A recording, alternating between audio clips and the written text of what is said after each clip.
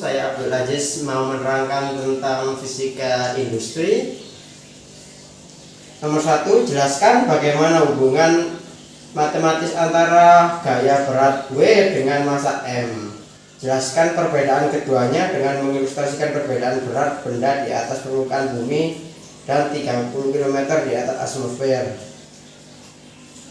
Nomor 1, W sama dengan M kali G. Jadi hubungan berat W dengan massa M dan percepatan gravitasi G adalah berat W, merupakan hasil kali antara massa M dan gaya gravitasi S, yang berarti massa dan gravitasi merupakan hal yang berpengaruh terhadap berat suatu benda. Dan nomor 2, jelaskan bagaimana sistem kerja sonar atau sound navigator rigging dalam menentukan kedalaman laut. Nomor 2, sonar merupakan suatu teknik yang digunakan untuk menentukan letak benda di bawah laut dengan menggunakan metode pantulan gelombang.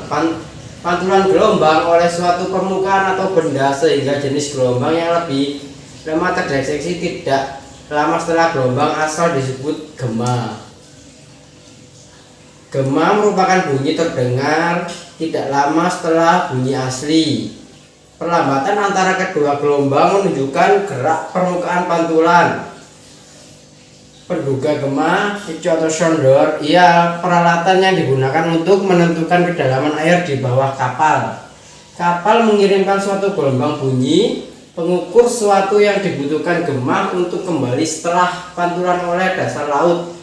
Selain kedalaman laut, metode ini juga dapat digunakan mengetahui lokasi karang kapal atau kapal karam, kapal selam atau sekelompok ikan.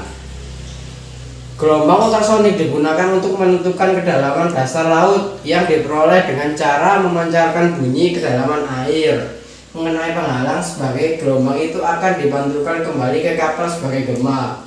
Waktu yang dibutuhkan gelombang bunyi untuk bergerak turun ke dasar dan kembali ke dasar laut dengan cermat.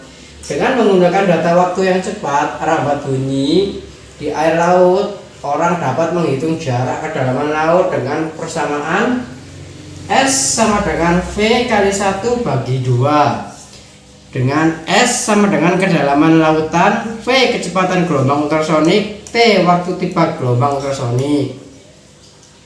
Dan nomor 3, jelaskan dengan contoh perbedaan rangkaian hambatan seri dan paralel. Rangkaian seri merupakan sebuah rangkaian listrik yang komponennya disusun secara berderet hanya melalui satu jalur aliran listrik. Contohnya adalah sebuah rangkaian yang memiliki 2 resistor, tapi hanya terdapat satu jalur kabel yang mengalirkan listrik seperti pada gambar tersebut. Ini sumber listrik, ini aliran listriknya dan resistor.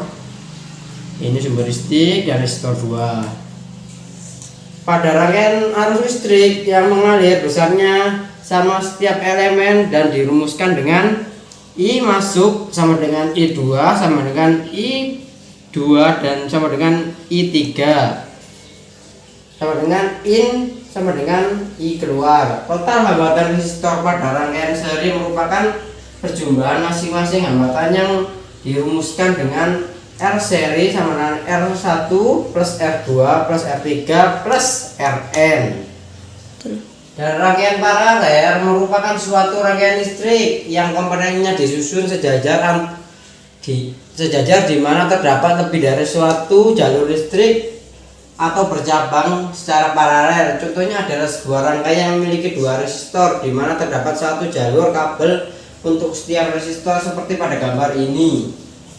Sumber listrik, ini resistornya, jadi resistor 2. Sesuai dengan hukum Kirchhoff 1, arus listrik yang masuk harus sama dengan arus keluar, sehingga pada rangkaian paralel besarnya arus sebelum masuk ke cabang sama dengan besar arus setelah keluar dari cabang dan dirumuskan dengan I masuk sama dengan I1 plus I2 plus I3 plus IN. Sesuai dengan hukum Ohm, maka total hambatan resistor pada rangkaian paralel merupakan jumlah dari kebalikan hambatan tiap-tiap komponen dan dirumuskan dengan I per R paralel sama dengan I plus R1 plus I R2 plus I R3 plus I plus Rn.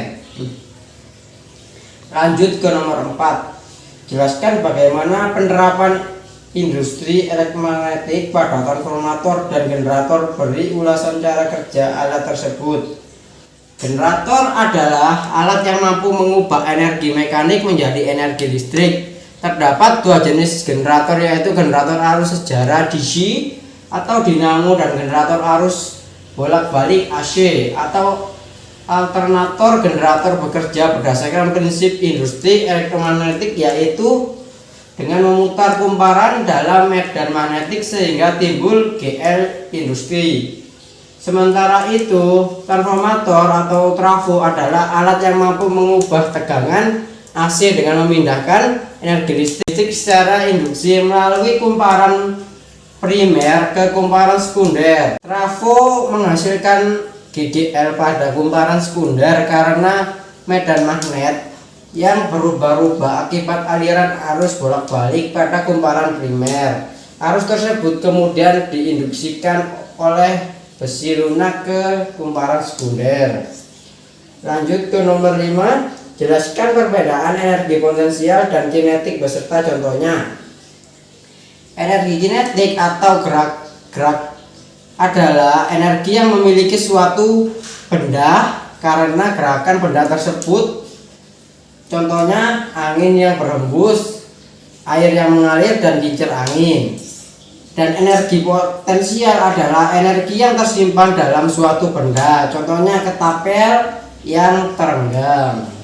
Sekian presentasi dari saya untuk UAS fisika. Terima kasih.